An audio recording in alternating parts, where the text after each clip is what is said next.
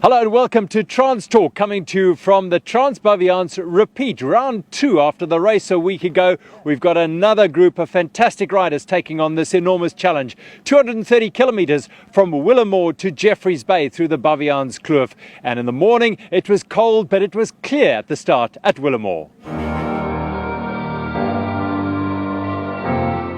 Well, after a cold week, a cold start of the morning, the sun is out in Willowmore. This is the start of the Baviaans repeat. 230 kilometre journey from the Karoo to the Indian Ocean, finishing at Jeffreys Bay. Anything between 9 hours and 24 hours for the more than 2,000 riders, 468 teams. They're heading out through this beautiful Baviaans Kloof. It is an incredible journey. Let's watch them go.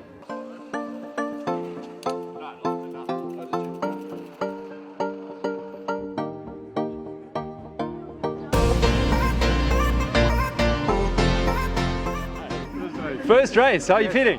Nervous as hell. You look it. Yeah, I know. Yeah, hopefully we'll make it, but I think we're going to.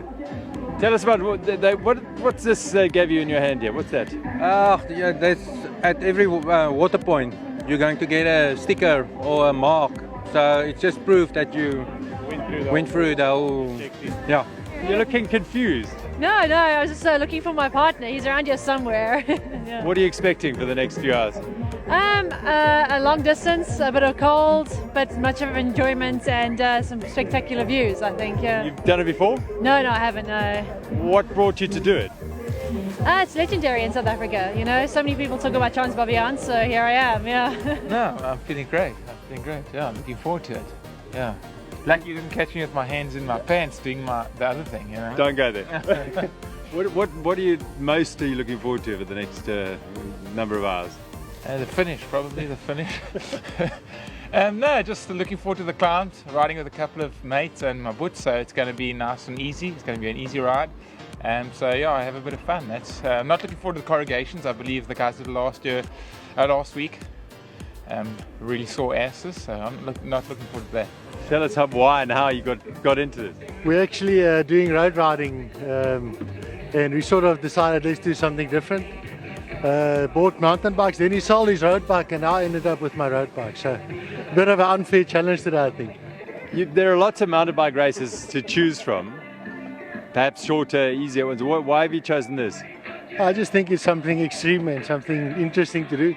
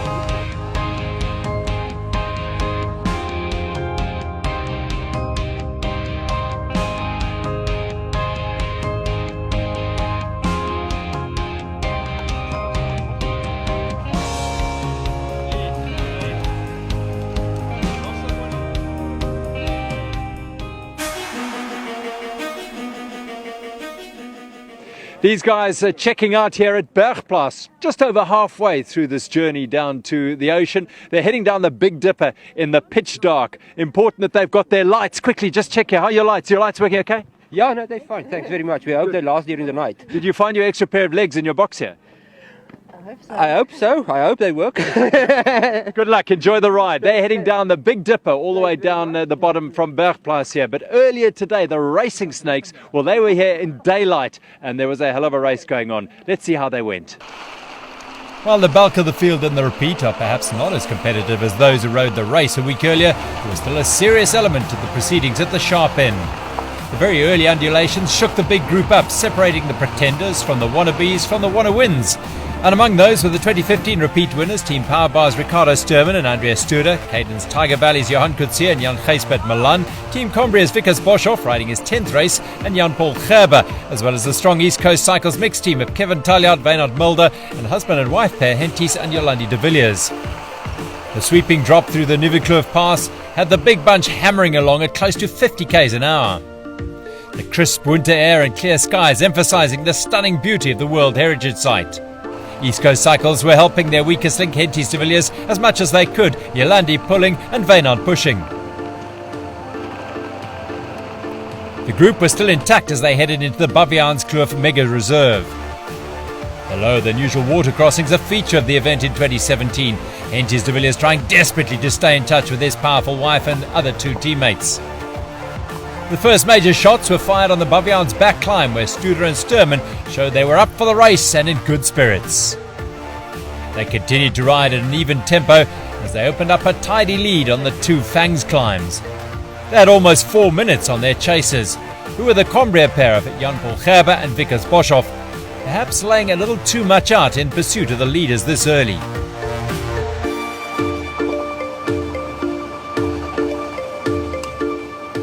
The next group was cruising at high speed and had Ernie van Deventer and Toby Besson, as well as the Cadence Tiger Valley team of Coetzee and Milan. The mixed leaders were happier on the descents.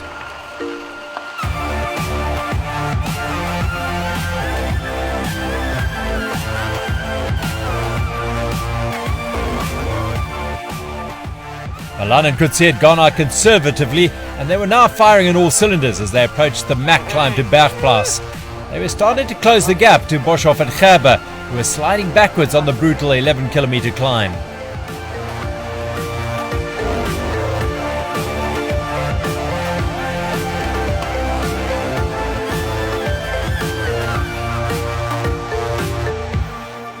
Powerbar were looking all powerful as they hammered their way up Bergplaats, the lead close to 8 minutes.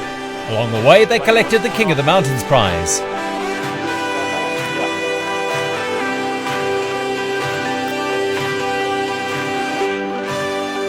Gerber was struggling behind Boshoff and the Combria team.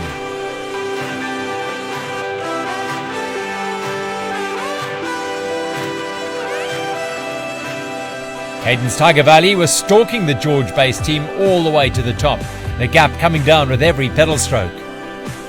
Studer and Sturman charged down the Big Dipper descent at high speed. It's a treacherous drop, with race experience such as Boshoff in his 10th event playing a big role. The corners are sharp and a brief lapse in concentration could be race-ending.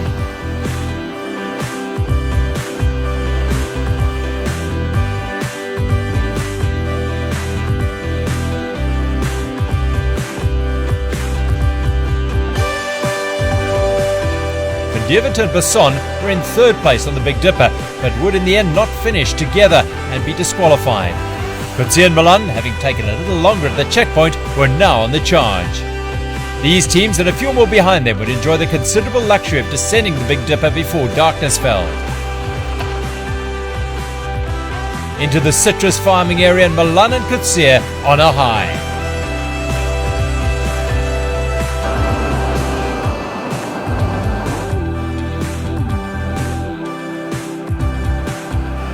At the Hadley Pakes checkpoint, the fourth of 6, Studer and Sturman took 5 minutes to refuel and refresh. Well, they had 9 minutes in hand. Boshoff and Gerber were under the pump and stopped for less than a minute, a tactic that would come back and bite them before the finish. As Powerbar pushed hard for Jeffreys Bay, Combria were battling to stay in touch.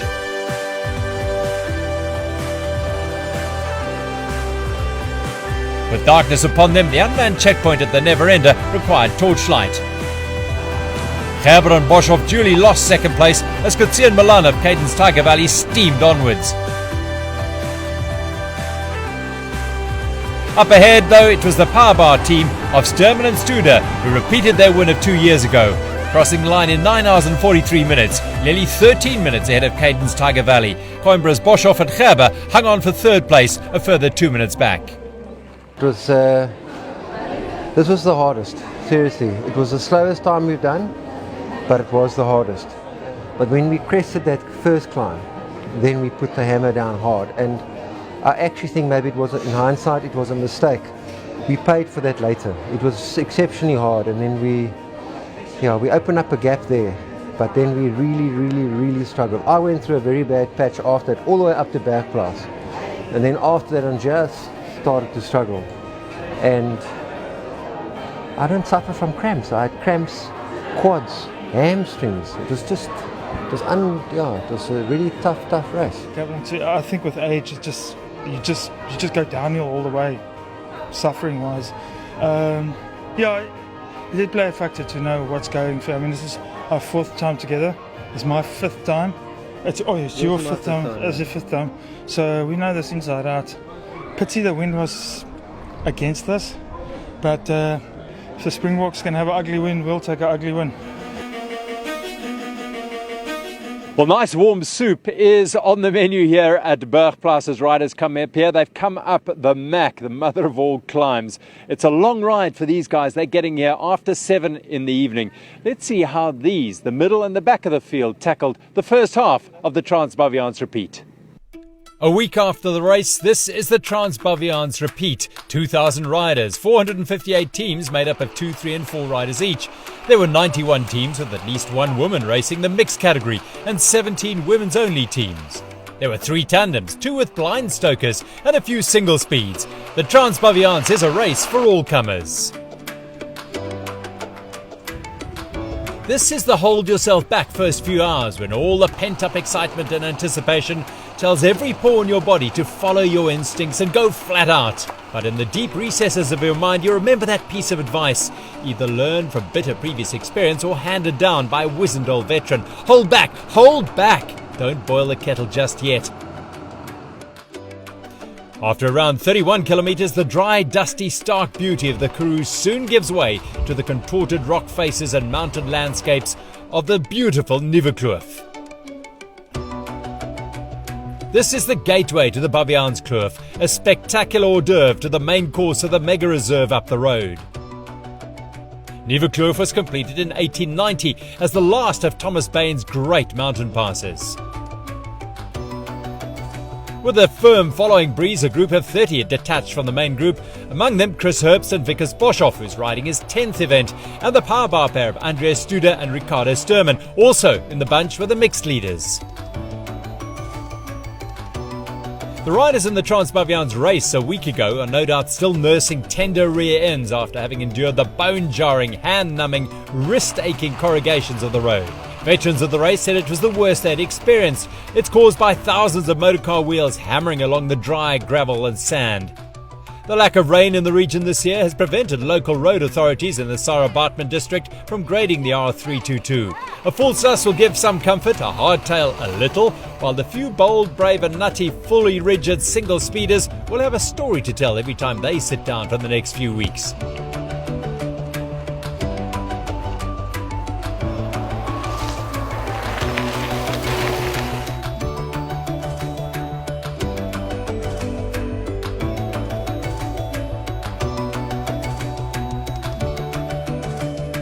Well up the field early on, the now familiar sight of Ruben van Niekerk riding in a 4-person mixed team with Ashley Richards, Cornelius Swartz and Graham Turlow. Ruben lost his right leg in a motorbike accident a few years ago, but that hasn't stopped this fiercely determined young man from following his mountain biking passion.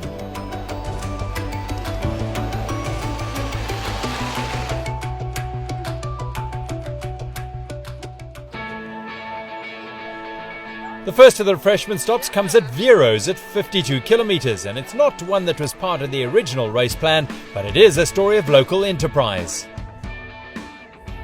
People coming through the Baviaans and on the cycle, and my mother asks for bread or coffee, and my mother give him coffee, bread, and to raak het net al hoe groter, and we do the restaurant, and we have small products there. And we started a place to put it in, and people from the Baviaans, Willowmore and State Lower make products, and on Friday we're starting. So by 10 o'clock and from late Saturday morning we finish, and we must ready to get all things ready for, if the cycles come through, we must start all things right. The Coke, water, power bar and the roaster cook. Very awesome roaster cook that we're getting here in the Baviaans Kloof. Rice field. A truly amazing story of taking full advantage of an opportunity when it presents itself. The riders were thankful for the delicious homemade fare as they tackled a steep climb away from Vero's. They were moving into the farming area of the Baviaans Kloof. Long, flat stretches of road with farms either side and the dramatic backdrop of magnificent mountains. Teams were in the rhythm of the race by now, keeping together and managing the pace. They still had close on 170 kilometres to ride. Early commercial farmers excavated wells and cut furrows to secure water for domestic and agricultural use. The demands continued to alter the environment and has transformed the Kloof's natural landscape beyond recognition. Drought and flood, of course, impact the environment heavily. The present-day farmers are an integral and colourful part of the fabric of Kloof life. I'm farming 20 k's further on the road down from here. Rus and Vrede is the farm. What do you farm here? We are farming with Angora goats. We've got cattle, and then we plant some fodder for the animals. Some of the other farmers, they do farm with rare, scarce woolies. And most of the other younger guys, my age, are here for the second, third generation. It's a harsh environment to farm in, I'm sure, isn't it? Yeah, it's not easy to farm in the Baviaans Kloof. I mean, we actually farming against nature, So the best thing is to farm with people, feed. Most of the farmers also do have guest houses, camping spots, and it's a better income than farming. But it's not a bad life, is it? No, it's a wonderful life. It's nice to live here. It's hard to live, but I prefer to stay here rather than any place in the world. Drought and floods affect the Kloof almost in equal measure, the former afflicting the region at the moment. The average rainfall in the Baviaans Kloof is around 300 millimetres, but if a flood comes through, that can jump up to 700 millimetres. On the night of the 5th of May 1916, a flood of unprecedented scale laid waste to the Baviaans Kloof. A huge body of water collected behind debris trapped amongst prickly pears. When the logjam eventually burst, the liquid avalanche wreaked havoc. The Campbell family, who farmed at Kleinpoort, were caught in the surging river. They climbed onto the roof of their house, but the walls began collapsing in the morning. They then clung onto a wild grape or belhumbra tree, but it too was eventually washed away, taking with it parents, husband and wife Francis and Martha Campbell, and their two daughters, Florence and Ada, who all drowned. Son Robert and his 15-year-old friend Hunster Blanche, who were staying over, managed to cling on and survived. Difficult to imagine such devastation when seeing the dry, dusty Baviaans Kloof riverbed at the moment. The Baviaans River is ephemeral. In other words, the channel beds are dry. Short-lived floods recharge the groundwater. As they pass through the Baviaans, those riders observant enough will catch a glimpse of the Willowmore cedar trees in the Kloofs. This endemic tree is the largest in the Kloof. It's light and easy to work with and resistant to pests and borers, and was used by early settlers to make fence poles and furniture. Among the more recognisable flora in the Baviaans Kloof is the Cape Bitter aloe, whose orange flowering candles light up on cool days. The lantern bush is another endemic to South Africa, with beautiful lantern-like fruit. The Karoo acacia and the Karoo shepherd are also conspicuous in the Baviaans Kloof. Once they passed through the gates of the Baviaans Kloof Nature Reserve, it was goodbye to the wide district roads. Now it was rough and narrow as the Kloof and the Baviaansberg Mountains closed in on the river.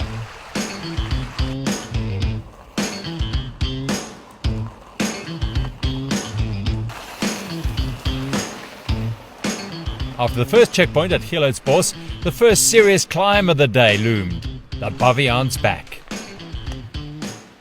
The months of training and preparation for the challenge of the Trans-Baviaans pays off right here. It's a test of willpower and teamwork, and the odd exhibition of sheer bloody-mindedness.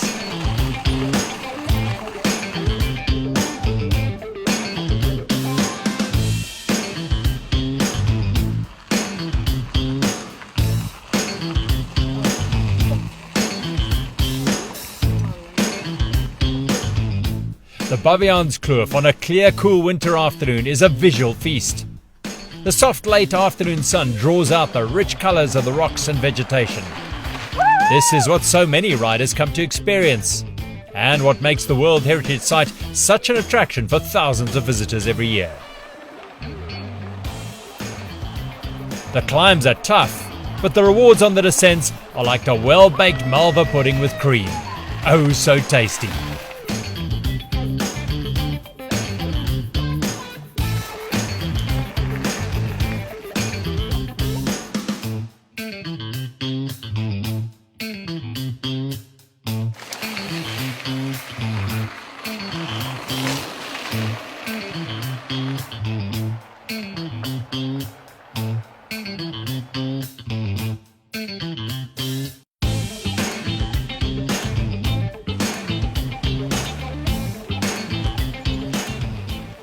The second checkpoint at Smitskraal is an important stop for the riders. Not only can they rest their backsides, but they can fuel up on the legendary braai which is prepared by local farmer David Smit. Ja, wel ons het seker so 13, 14, ja, ek dink is die 14de reis van jaar en ek dink ons is so 13 jaar terug betrokke geraak en het hulle vir ons gevra om kos te maak. En ja, so het ons begin kos maak, so saties en wors met selle huishoudelik houmeit, so saties en wors. Kudu, bleisbok, gengsbok, rooibok en my vrou maak dit, sy's maar die baas, ek maak maar so sy sê. En ja, so het ons maar die local mense betrokke gekry, wat ek dink ons het so 9 of 13 mense wat vir ons werk, wat vir ons help om so saties te maak, help om die roosterkoeke te maak. Ja, so het ons nou maar, Wiekes is nou al so sinoniem met ons, ja. For the light fading and temperature dropping, it was time to make changes, an extra layer of clothing, and for many, a delve into their boxes to find the most important piece of equipment for the second half, a light. Among those preparing for the second half was 1995 Rugby World Cup winning prop forward Bali Swart. I think this is a little bit tougher than a World Cup final. I promise you that. So there's no doubts in it, man. This is tough. You got to put the legs on the pedal and away you go. But we're blessed to be in this environment and around all these people. Great spirit, great event. I'll come again. The protein and bread was put to good use soon as they crossed the Baviaans River once more. Not everyone was able to avoid a sneaky hole. A swim not ideal at this stage.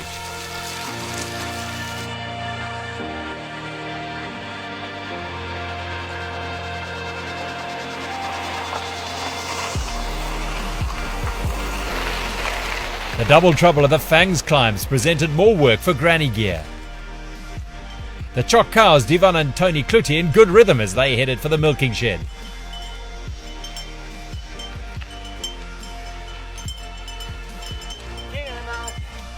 In a race as attritional as the Trans-Baviaans, a walk up the Fangs is a sound option for those who perhaps don't have the climbing legs.